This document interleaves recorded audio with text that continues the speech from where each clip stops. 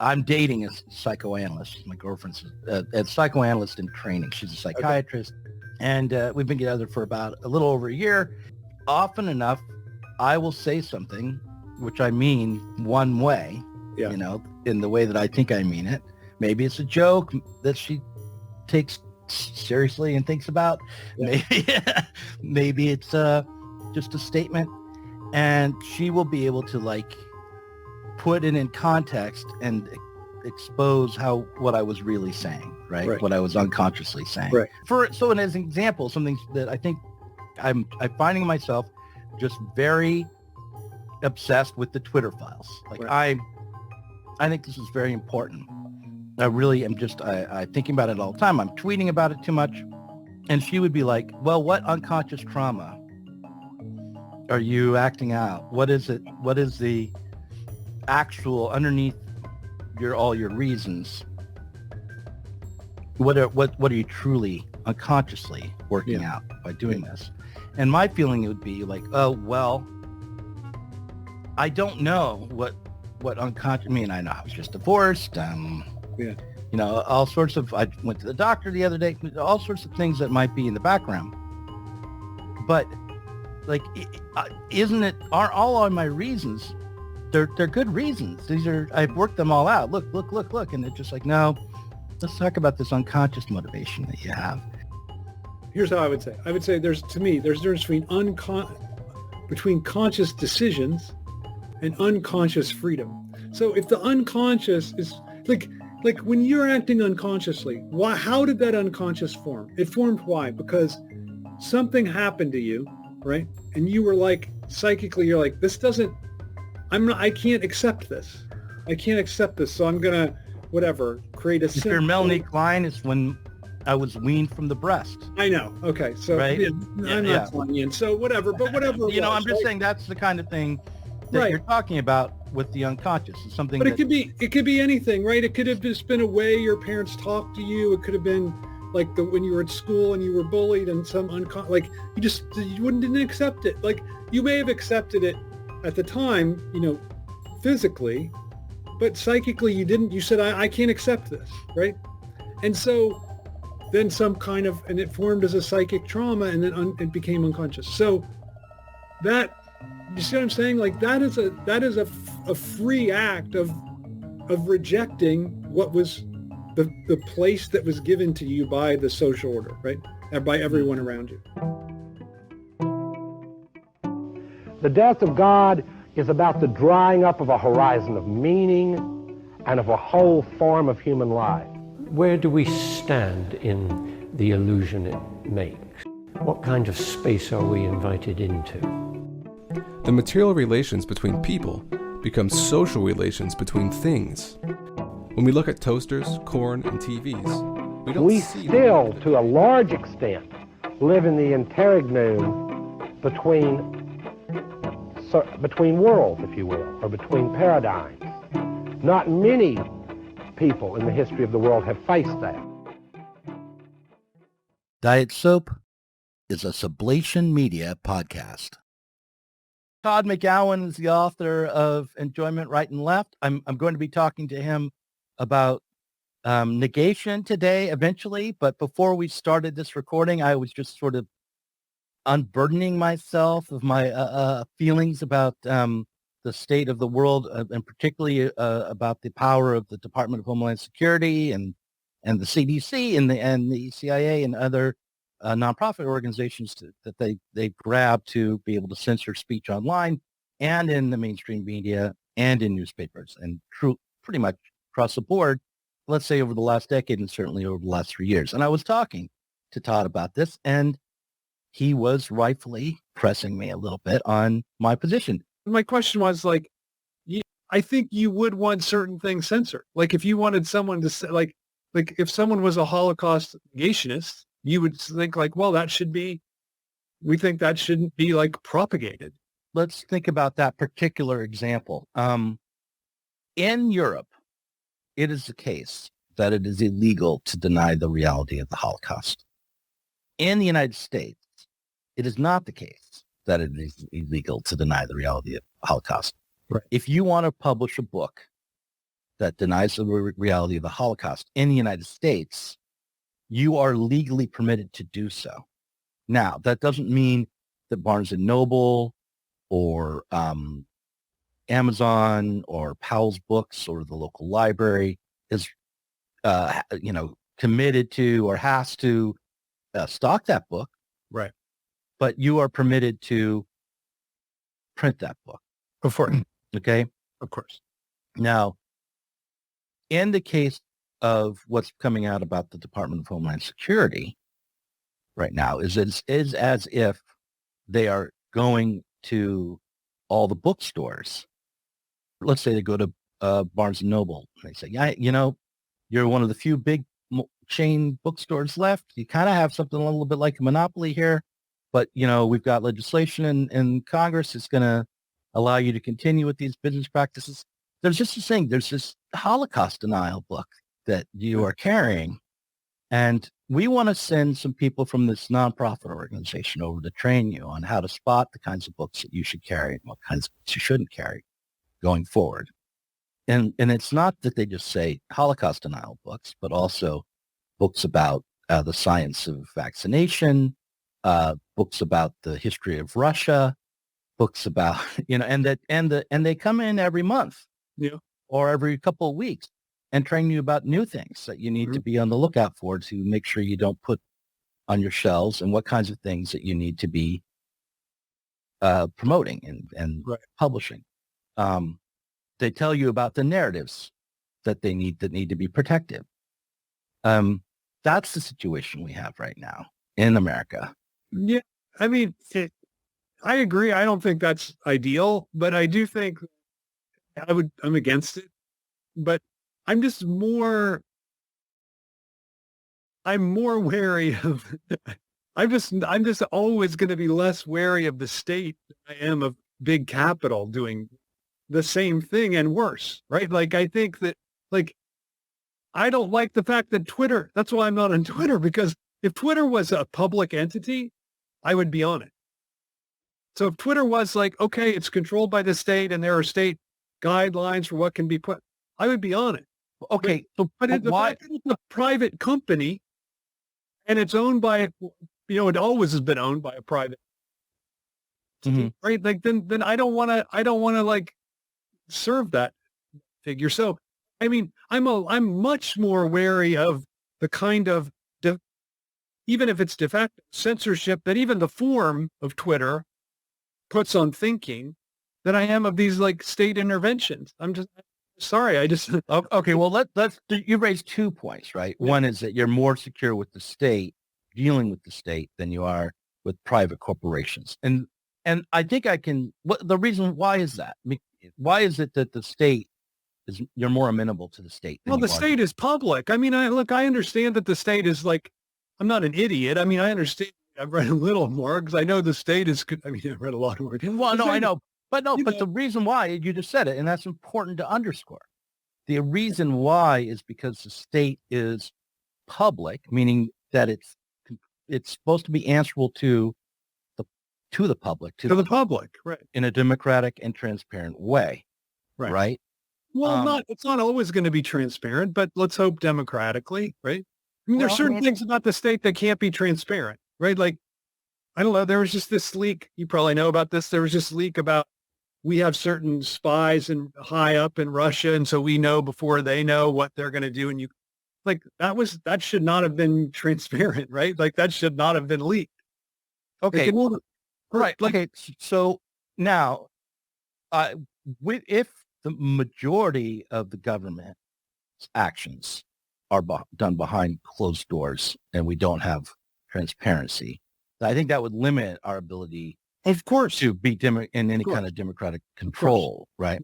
Of course. So while there may be exceptions where we accept things that we accept have to be done, in behind closed doors in secrecy, we want to limit how many of those kinds of things there are. Yeah. But I think it's important to have certain of those. I think, say, negotiations about, I don't know, different things like peace treaty, whatever.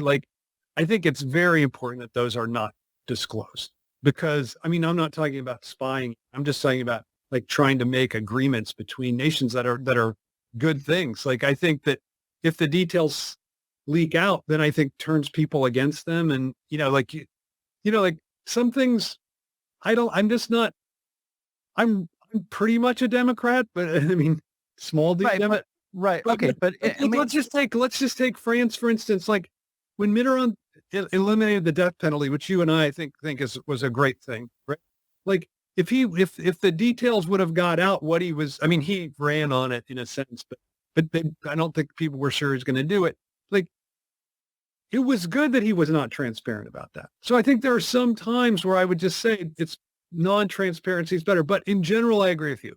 Transparency is a democratic. I mean, if the major difference in terms of democracy and democratic, I mean, not economic difference, right? But the political difference between a corporation and there are lots of political differences, but one of the major ones is that a corporation has no obligation to be transparent or answerable to the public.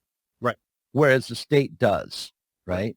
Now, one of the ways... Even in an autocracy, the state does, right? Right. Like, in that sense, in some ways, then the corporations are also have... right. If you say autocracy is... But in any democratic state, there are ways in which, the public is given control and the state is organized in order to limit its power and to empower the public. And in the United States, we have the Bill of Rights. Right. And, the First Amendment. I'm a big fan of those things. Yeah. Right.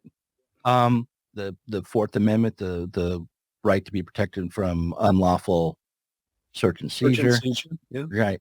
These are important rights. And if we were to discover that the military and its and aspects of the bureaucracy had not only violated one American's First Amendment rights one time, but had set up institutions and networks of communication and funding to systematically violate people's First Amendment rights on the regular, then, like every couple of weeks, by the thousands or millions. Yeah. Then I think that's when we would have to say that the state has overstepped its bounds and that doesn't just have limited consequences like in theory. Yeah. It means that when we attempt to communicate with each other, talk about political ideas, important ideas, organize together, we have a secret, relatively secret, although it's remarkable how much of this has been done in public, really. If you just have to take the time to go to the websites and read their bio, read their about us pages. And it's right there. Like the CIS is partnered with the CISA, which is and then you have to go, what's the CISA? The CISA is a department within the Department of Homeland Security. It's an agency within the Department of Homeland Security. And you're like, oh yeah, Department of Homeland Security. What was that? Oh yeah, that was that agency that was created after 9/11. Yeah. Right around the time when we lost a huge amount of civil liberties in this country. Right. And so anyhow, I think that when this particular case, what we're being exposed to through the Twitter files, and hopefully through more reporting going forward. I don't know who's going to pick it up, and it may only be the right that will pick it up. We have to be prepared for that. What do you think of that? Why do I think that's the case? What do you think of that? Do you think that's a problem, or do you think that's a problem at all? I think it's a problem for the left that we are unable to break with the Democrats enough to say things that are inconvenient for the Democrats who are, and to stand up to major, grossly disturbing violations of the, kind of bedrock of the contract that the government's supposed to have with the people. Yeah. I think that to the degree to which we think our only option is to defend the Democratic Party, that's a major problem. And it wasn't like this 20 years ago. Like it wasn't like this before Trump. Not quite like this. I mean, to some degree it was, but I remember when the war in Iraq started and all the Democrats mostly lined up to vote for it. Oh, yes. Right. Right. And, leftists were as angry with them Right. as they were with the Republican Party. I mean, that cost Hillary Clinton the nomination in 2008. It did. That single thing. Right. I think. But Yeah. not Right. Yeah. So, like, I don't think that it's a problem that the right is, I don't think it changes in the character of the story that the right's reporting it. I think it does, though, Doug. I think Why? it does. I think it matters who is telling something, because you have to say, like, don't you have to say, like, okay, certain things were hidden from us for a certain amount of time. Why? You're rightly asking, why was that? Right. But don't you also have to ask the question, why are we learning this now? And who is telling it to us? Like, I don't think, so this is a point that Agamben made when people said, Giorgio Agamben, right? Like, so he is a total anti-vaxxer. He attacked Pope Francis for going out and seeing the people who had COVID. And he said, your namesake would have gone and washed their feet and you hide behind your thing, right? So, and then people said to him, well, that's the position of Trump. And he said, a truth is a truth no matter who articulates it. That's what Agamben said. So that is like fairly, I mean, by the rules of like regular old logic. Yeah. That's true. There's a fallacy called the ad hominem. Yeah, no, I understand that, but I think that's absolutely not true, because, I mean, to me, this is one of the great ideas of both. I think it's what unites Hegel and psychoanalysis, that who is saying and why they are saying something is part of what's being said, right? Like, I can say to you, oh, you look nice today. And I could be saying it because I want to seduce you, or because I want to butter you up, or because I'm really being ironic. And well, in that example, it's a difficult one because there's no objective way to determine how nice I might look or not look. But right. What if you said, I don't know, the sky is gray with clouds today. Right. Which, if I look up and it is, right, in Portland, as always. Yeah. Does the fact that I am, let's say that I'm what a lot of people accuse me of these days, a big old Trump supporter, does the fact that I said that the clouds are gray mean that they aren't? No, none of that matters, but it does matter why you said it, right? Like, maybe you were saying it to get me to accede to an objective idea of truth. Like, I don't know. I'm not, I believe there's truth, obviously. Mm-hmm. But I do think that it just matters who is saying it. And because you have to think about why they are saying it. Why are you learning what you're learning when you're learning it? Right. Like, I think that's part of what you're learning. That's all. I'm not. Well, okay. I want to explore this a little bit more because I don't totally disagree with you here, but I think that we can. I think that when we judge a statement like the one about how the Pope should have gone out in the masses and risked COVID to demonstrate his connection to the flock, right? Or what?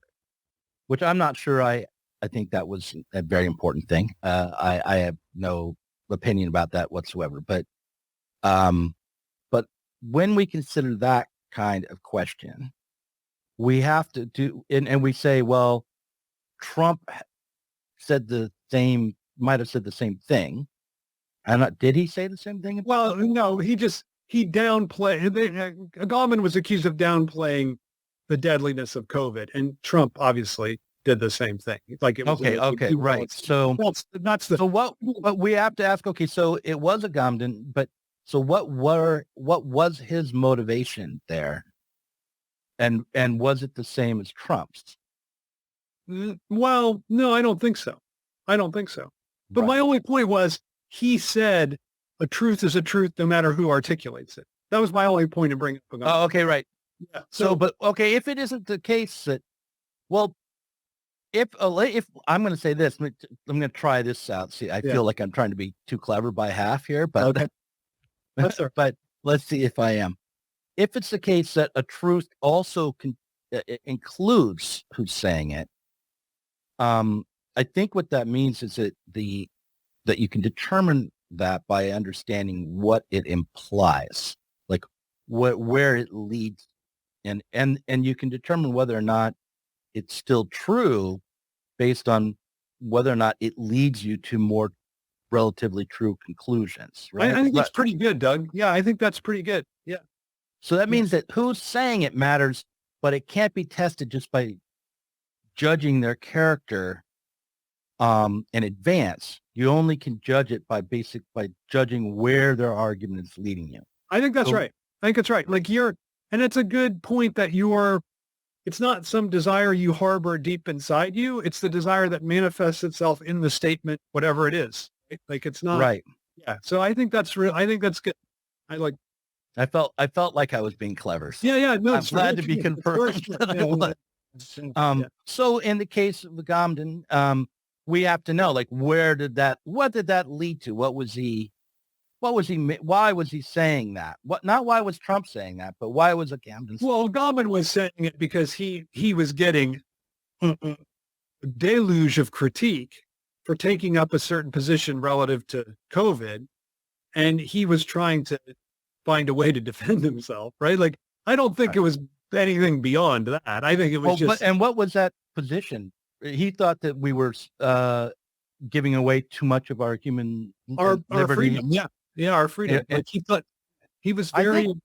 Sitting here now, looking back on it, there's some validity to that. I mean, that looks like more like at the moment, I would have said, shut up and stay at home. But now, looking back, I'm not so sure. I mean, especially considering when you take two things into account. One is that the narratives that we were told were often not fully true. That the research, they were rushing to get things done so quickly. They were acting so quickly that they didn't have the ability to be as secure in the things that they told us as we might have wanted. Like, what was the efficacy of the vaccine really going to be when it came to stopping the transference and, the infection? Well, I think its efficacy on stopping transmission is almost zero.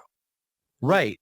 But when I took that vaccine, I had read in the New York Times and seen on CNN and in other reputable places that it was somewhere around 98% effective in stopping transmission. Yeah, I mean, people are wrong, right? I mean, but But the thing is, now we know that they hadn't done the studies to justify that. I know, claim. but I do think like people who were taking the vaccine, I think it is true that it was safe. Like, I don't know of anybody that's died from the vaccine, right? So I think I think that it is. I don't know how safe it is. People always die from vaccines. There are always adverse reactions. Somebody's going to have a big enough one. If you vaccinate 300 million people, right, a few people or billions. We're vaccinated billions. Right. I mean, but in America, let's say. So yeah, you're someone's going to die. So people have died from the vaccine. Right. But percentage wise, it's much lower than it. I mean, hasn't become a thing. We would certainly know about it. Well, here's the problem. We know now from the Twitter files that there was an effort by the CDC that reached out to every major, media outlet, including Facebook and all the social media ones, but not exclusively there, where they said stories about the side effects from the vaccine are considered malinformation and to be avoided. So that means that we can't trust what we think we know about the side effects of the vaccine. I'm not saying they were way out of proportion. I'm just saying because of the lack of transparency and the censorship that we now know about, and the fact that we were lied to, and people admitted to lying. Fauci, for instance, admitted to lying to us a number of different times. One about the masks, then about what it would take to get to herd immunity. And so he lied about the mask because he didn't want people buying N95 masks. Right. Right. That's right. But so he was doing it for the sake of emergency room. people could have masks. I mean, I'm not saying it was unjustified in its motive. No, but you Right. said it like we were lied to. Well, I mean, he was trying to Yeah. serve. He was trying to serve public health. I mean, that's why I think like Yeah, but banning the one's way to point- serve the public health, I think part of the way to serve the public health is to think more than just right now, to understand that and he didn't just lie to us and then try to cut, and then, we found out about it. He admitted he was lying to us and to our faces, because he basically said to me, I didn't trust you to handle the truth, which was that there was going to be an increased risk from the lack of masks because of our unpreparedness for this, and that you needed to be staying at home more and to not buy masks, even though it might be to your individual benefit to do so. I didn't trust you to do that, and decided that rather than trust the public to deal with truth, I was going to lie to them instead. That's what he said. That's what he did. And then that's what he said that he did. Right. So I'm now glad we he know. said it. Aren't you glad he said it rather than like covering up the lie afterward? Well, I don't know. I mean, if we're going to justify it based on the efficacy. Well, I'm not basing it on, I would just justify it based on the fact that it's a public health crisis. Again, like I'm not for total transparency. Like, look, sorry. I have anti-vaxxers who are very close to me. And I just think, sorry, you know what? I want you to know, I'm not anti-vax. Okay, I understand that. I got vaccinated 3 times. We've talked about it before. Right. But I just think, I know this is going to be a very unpopular opinion. I don't even think there should be a choice. I'm like, sorry. Like that. So I'm just much more of a statist, I think, than you are. And because I just think like, look, there are certain responsibilities that come like, okay, you're right. We have certain rights. We also have certain responsibilities of being part of the public. Okay, and I think, but let's say we do think that the vaccine should have been mandatory. Should it have been mandatory given that it didn't actually have much efficacy in stopping the transmission of the disease? okay, probably not. Probably not. But we didn't know that. Like, I think we knew that we didn't know. We knew we didn't know how ethical. But you have to admit, most vaccines do. I mean, look, part of I heard rumors ahead of time that because of the way the virus is mutating, that the implementation of I mean, this isn't exactly why it didn't stop transmission, actually, but that vaccination rolled out the way it was being planned to be rolled out would only increase mutation, and that it would not actually bring us to herd immunity. I heard that really early on, but we were being told that, and I said, well, what the hell? Maybe it's not 100%, but it's what we've got. Let's do it, right? I just think that's that seems like, I mean, that's how smallpox was dealt with. It doesn't seem like an unreasonable. No, but that's why I think it's worth a little censorship to get to that position. Because we're not going to live in a country where you force the vaccine on people. We just don't live in that kind of country for reasons that you like about it, right? Mm. So one way to get people to that position is a little censorship. But we don't live in a country. I think that this is something we'd actually have to study maybe to see how people react. But I think that when you censor and are seen to censor information about the vaccine, that the amount of trust that you have from a good portion of the public, it diminishes, and that that around questions like public health and safety, there's even more of a need for transparency. It's not the same as a war. You have to build community and public trust. Rather than treat people like they're children. I don't think that would. You and I that's never going to happen. I'm naive, right? It's just never going to happen. So, but I do think you're right about some. I think what you're just described is true. The way that Fauci presented everything and the way it created mistrust. So I think, you know how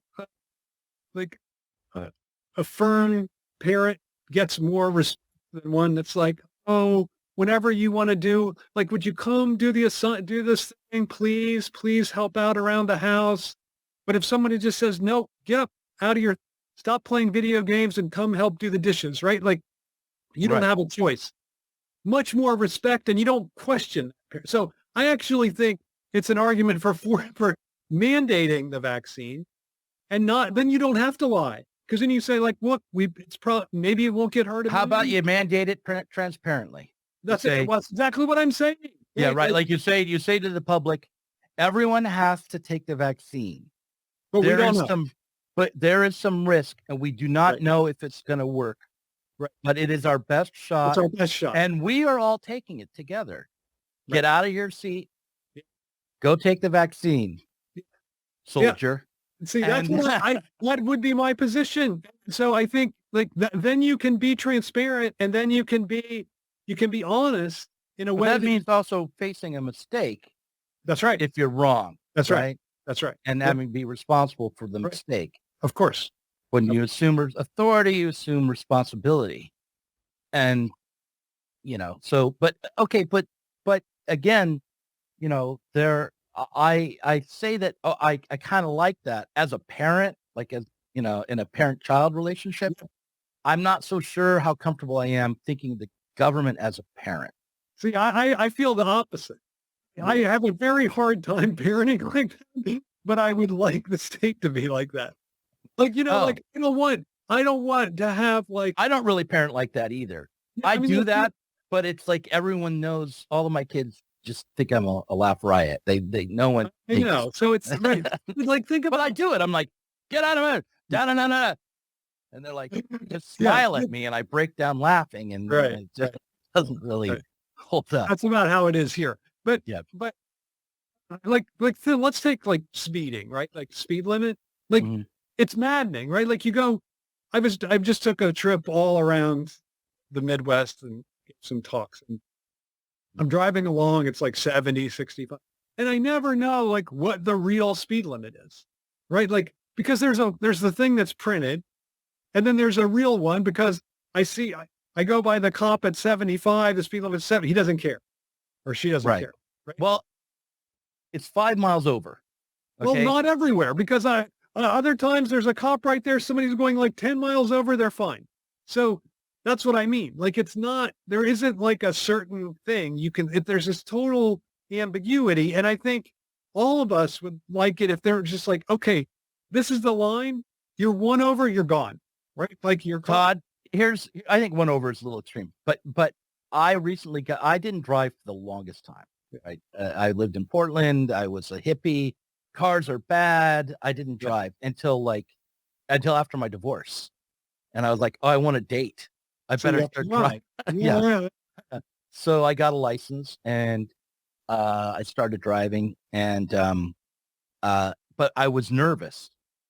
So I was always just exactly at the speed limit. Okay. Always. And maybe just a little under sometimes. Like, I was nervous. And just people always just whizzing by. Whizzing by. Yeah. And then, so now I try to keep up with traffic. Yeah.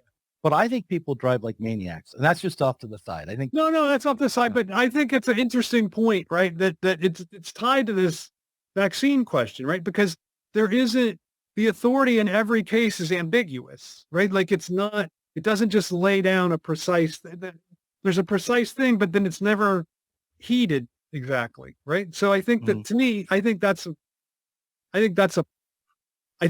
it actually is more, I want to choose my word carefully because I don't think it's more authoritarian, but I think it's psychically harder to deal with, I think, than when there's an actual strict, rule or law laid down, and then you can react against it. I just think with the ambiguity of it, and I think that's, in a way, I think that's what you're reacting to with the way that these Twitter files, right? Like there's just so much ambiguity. Like there's one thing that's being said, and then there's another thing that's really being done behind the scenes, right? Well, in the case of the Twitter files, I don't believe that my problem is that the censorship is ambiguous, or that the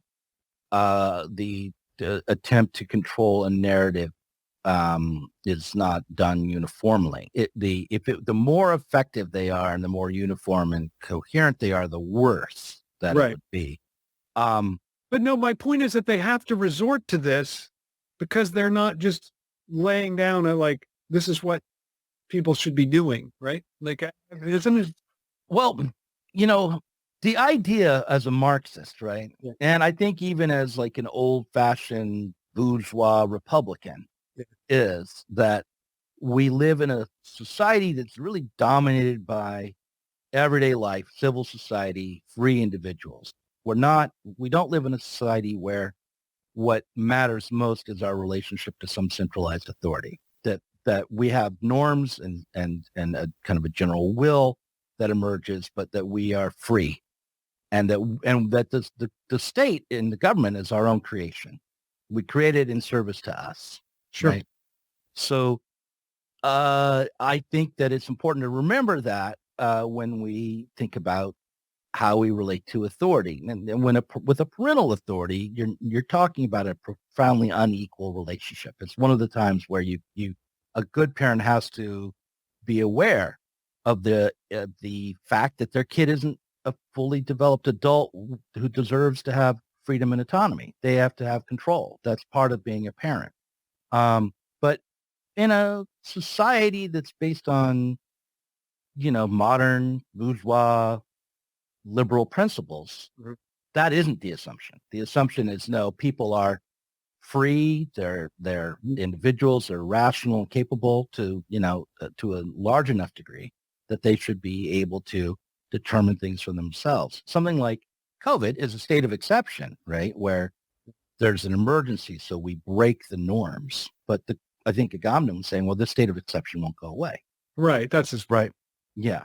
And I don't think he's wrong, because what's happened is like the virality project around COVID hasn't gone away. It's just being transformed into a project around the war on Ukraine and political extremism.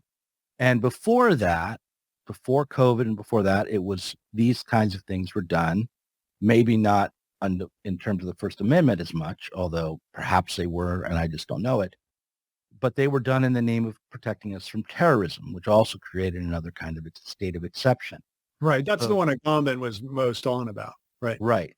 So I think we should see our current moment as in continuity with the war on terrorism and that break from the norms of civil society and the constitutionally protected rights for Americans that happened after 9/11.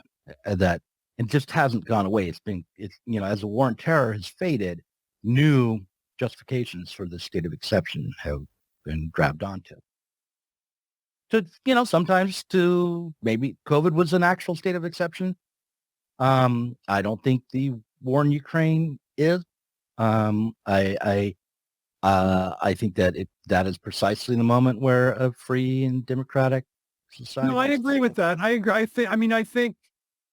I think a variety of views on that war is a good thing, right? Like that's a good thing for a democratic society, and the fact that Putin won't allow a variety of views is one reason why he's a I don't know what you want to call him, a bad actor or part of the global right. Like I think that's there's a whole.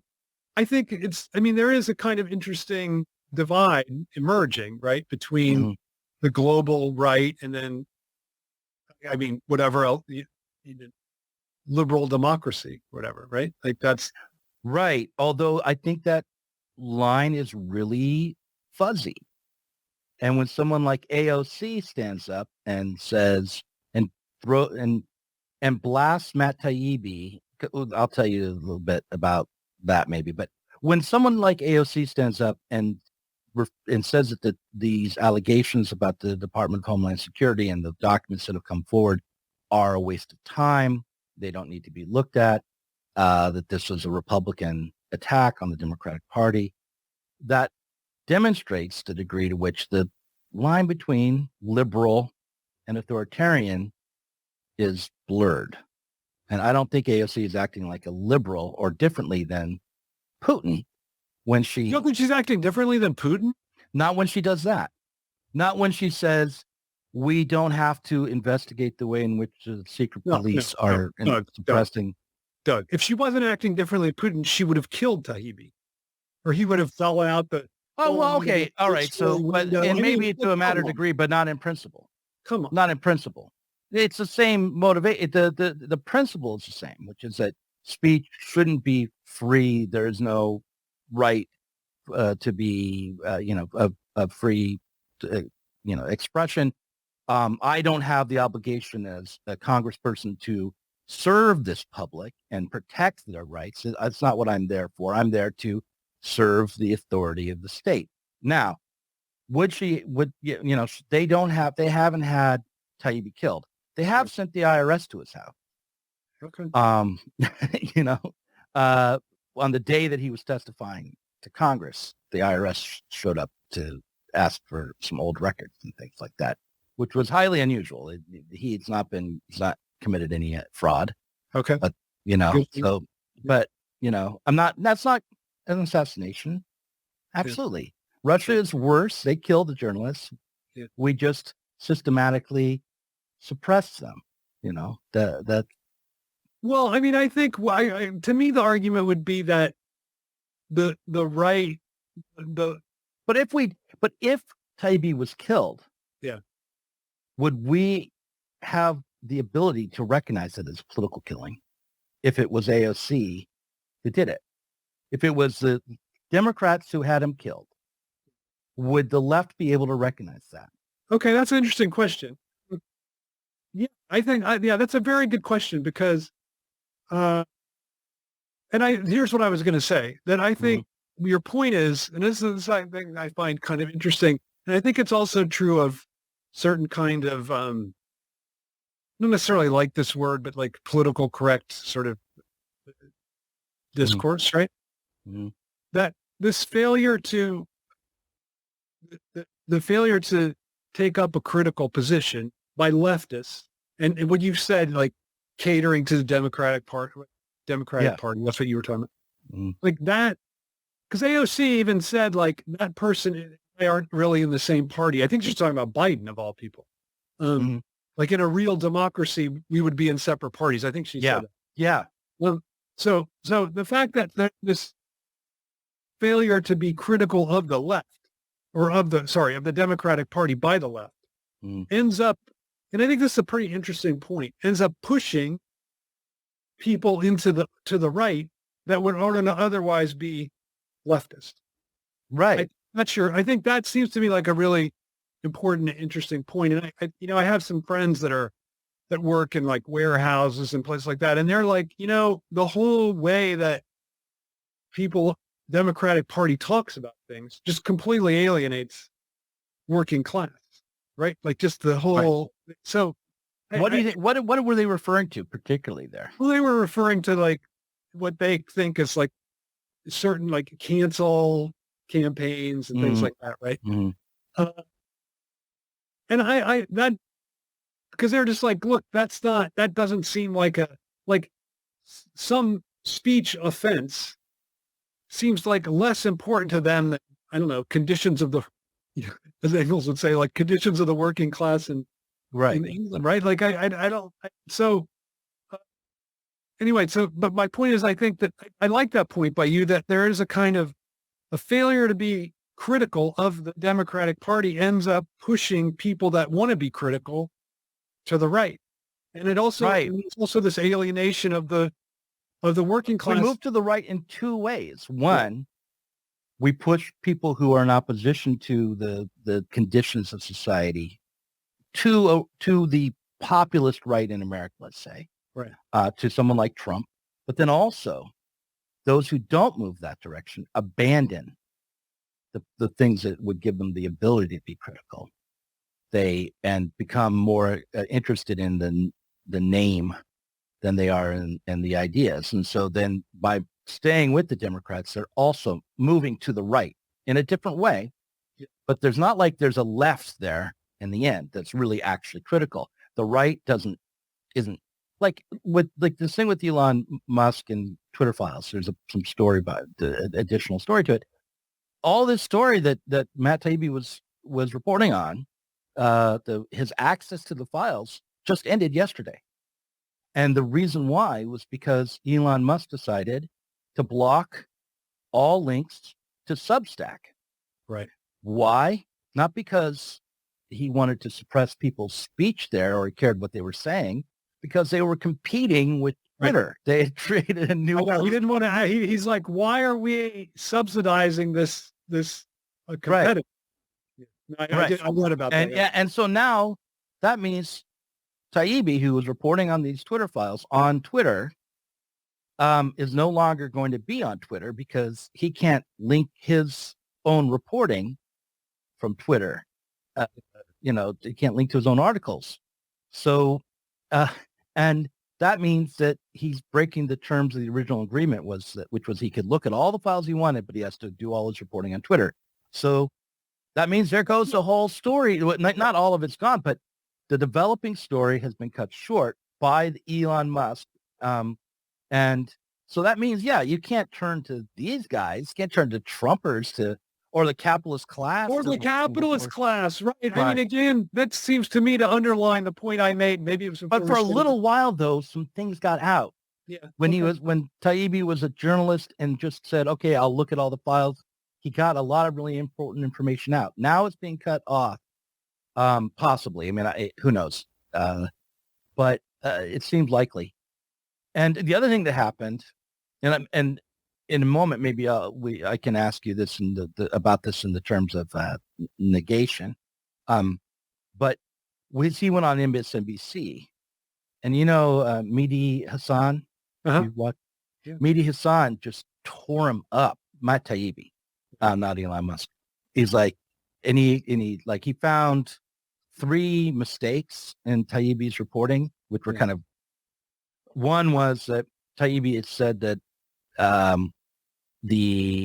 some organization was tied to that some organization reported a tweet and he misattributed it. He said it was the CISA, which is the Department of Homeland Security. Yeah. And it was actually the CIS, which is a nonprofit. Okay. And that was one example. Now that nonprofit is partnered with the CISA. Okay. So it seems like a venial sin, doesn't it? Yeah, it was a mistake, and Taibbi's like, oh, I'm sorry about that. He also he said one nonprofit was started in order to help fill the gaps for the Department of Homeland Security after 2022, when Department of Homeland Security started getting some political heat for what they were doing. That's not true. They were actually founded 2 years before to help the Department of Homeland Security and had been doing it already. Okay. That doesn't mean they weren't there helping the Department of Homeland Security. It just means they weren't formed in reaction to political pressure. Right. And then the third one was something else, something along those lines, around labeling. But anyway, because he found him out on those 3 and problems, and then there's some other things that happened. People are saying that, and AOC is saying, this discredits the entirety of the Twitter files reporting. We've been the Republicans have been wasting our time, and we don't need, this has been a hoax and a scam the whole time because of these. I see 3 errors. 3 little errors that didn't really touch the substance of the reporting. And the left online, the Twitter left, which is, pretty worthless, is just absolutely very, extremely excited to see Taibbi go down. This guy, because he partnered with Elon Musk, and because it matters who says things just as much as it matters what is said. So because Musk is attached to Trump, and Taibbi was critical of Russiagate, and now he's working for Musk, it doesn't matter that it exposed that the Department of Homeland Security is censoring all of our speech. What matters is that these bad guys are. Anyway, I just thought I'd point that out. This is all. Yes. I am obsessed. I'm on Twitter, just like fighting about this. Yeah. I need to take a break, and then that talking to you was. Oh, good. This is your break. But Just when you thought you got out, I sucked you back in. No, it's not true. I completely sucked you into this conversation. You had no reason to bring it up. But I guess but it does seem like and then in a moment we'll finish this part and maybe talk again for the patrons and about your book, and then maybe I can release that, or about Freud and Lacan and enjoyment, and I can release that again publicly. But because that's got to sell the book, Todd. That's what I'm here for. But I want to, what remains of a disagreement between us? Because I feel like there still is a kind of, it has to do with our feeling about authority. And I think maybe it has to do with my perhaps naive faith in the rationality of American people. Yeah. And not just Americans, like Africans and Chinese people and but you reference the Constitution. I don't often reference the Constitution and Bill of Rights. I don't think it's super structural, but I don't know. I mean, I think the difference is I'm much more, and this is probably an error on my part, I'm just much more wary of the censorship and power of capital than I am of the state. I think that's the difference. I mean, I think that so when I hear about state, I agree. The war thing, we're on the same page, right? Like, I think Ukraine war, it seems to me clear that it's an act of aggression, but okay, I think there can be disagreement about that, and that seems fine. So I just think there are certain moments at which the state has to articulate a narrative and eliminate any or reject any alternatives. And I don't necessarily have a problem with that, even if it ultimately proves wrong, like with the vaccine. Like, I think Agamben, even if it turns out he was totally right historically, I think he was wrong at the time, given what was known, to take up that position. Right? Now, is that because you don't think the Constitution is an adequate document to protect people's rights, and capitalism is limiting speech so much already that we just have to go all the way to letting the state be more powerful than capital in this regard? No, I'm totally in favor of the state being more powerful than capital. Yes, absolutely. Right. Because I think when capital directs things, we have this belief that we are free. But I think I'm just Hegelian on this. Like, this is the ABC of Hegel philosophy of right. That the state is the only possible break on capital, and that the state is what constitutes us as a subject. So our freedom is freedom relative to the law, not freedom to just do whatever we want. So I think there's no freedom. I'm not a liberal. I don't think there's freedom outside of the state structure, which is constitutive of us. Like, I don't think, first we're free, then we come together to form. I don't think that's how it works. I think we're constituted as subjects through the state. Or whatever the larger organization is. Society, there's some sort of mediating social structure. Social order, whatever. Right. So, and I think capital is a profound danger to that. And I think it gives us this illusion of liberal freedom. And I don't think that's what freedom is. So that's why Constitution, of course, I'm for it. And I don't want people to be restricted about everything they can say. But I think that freedom, that the state is the source of our freedom. So it's not, I don't think, it restricts it too, but it's also the source of it, in my view.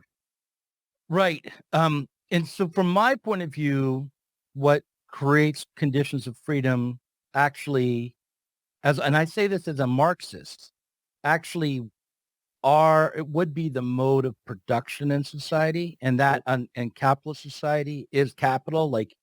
And what we can see is that the increasing power of the state is connected to this contradiction within capital, which is the tendency for capital to accumulate and therefore set up monopoly powers, which ultimately become aligned with the state and which are managed by the state. Managed by the state?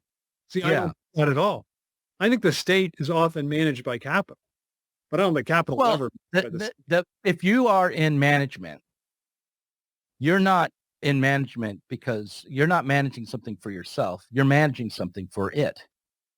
If I'm managing a phone room and I'm a good manager, I'm not making everybody come in and give me, candy in the beginning of the day as the manager and making sure I get the highest pay. I'm managing the phone room. It's a job I used to work, in the phone room, to make it efficient at what it does. Right. So the state is stepping in to manage and regulate capital. Right. And the limits and contradictions of capital limit what the state can do, but it limits what the state, like the whole conditions of possibility of what the state can do. It doesn't. Agreed. Right.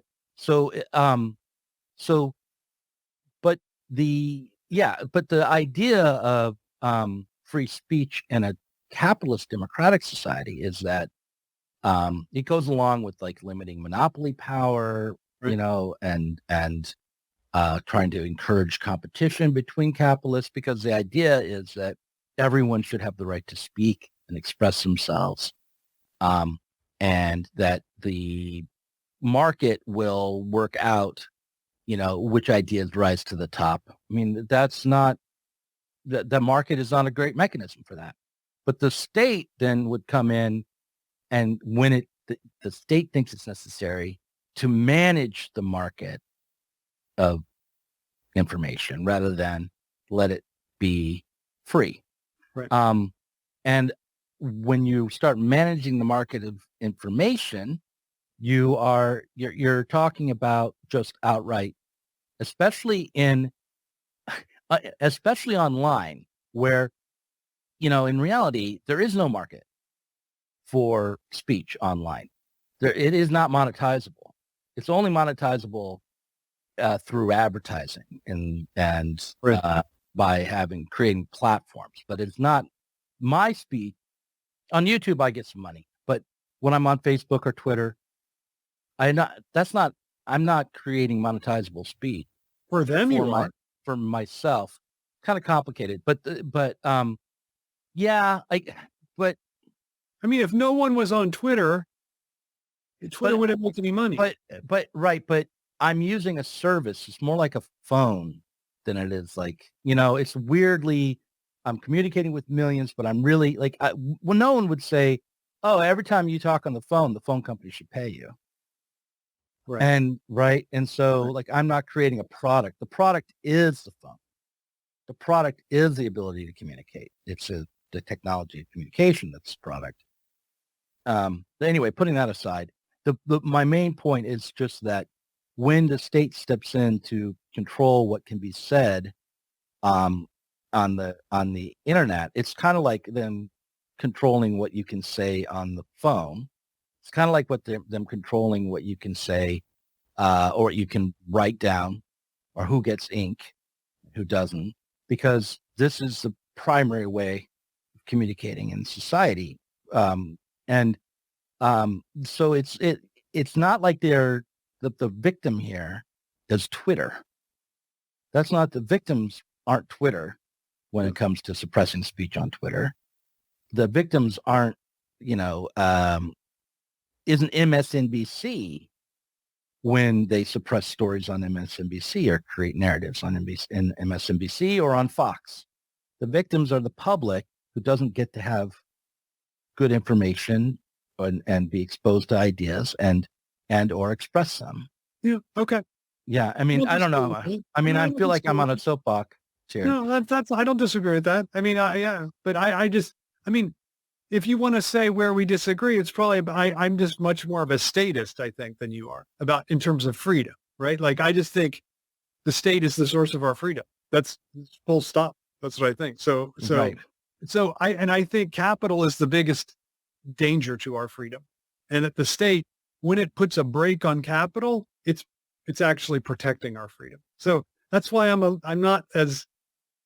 much more sanguine about some of these. I mean, I agree basically with your critique, but I'm just